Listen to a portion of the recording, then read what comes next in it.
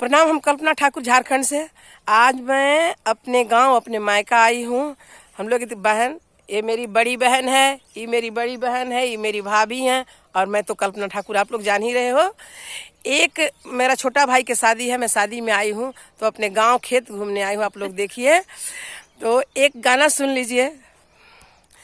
अरे कड़वा छपाई के नेवता लिखाई के, कड़वा छपाई के नेवता लिखाई के, देबो नैहरा पेठाए भैया मोरा आवत हुई है।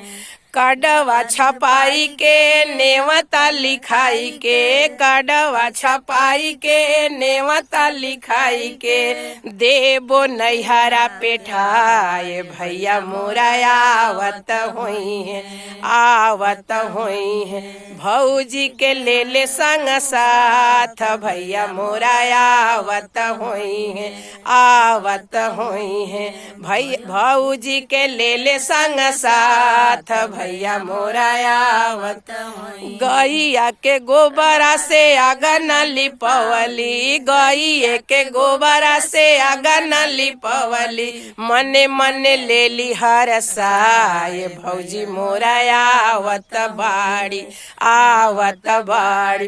भैया के लेके संग साथ भौजी मोरा आवत बाड़ी, आवत बाड़ी।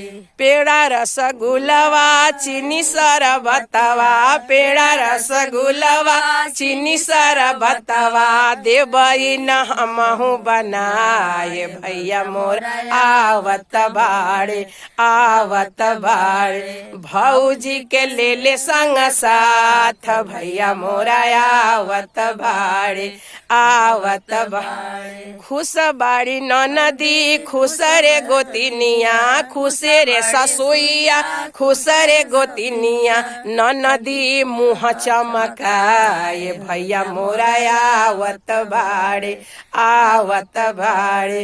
मने मने बहुत हरसाए भैया मोरा आवत बाड़े। यदि ये मजेदार गीत आप लोग को अच्छा लगता है तो लाइक शेयर सब्सक्राइब कीजिए। प्रणाम।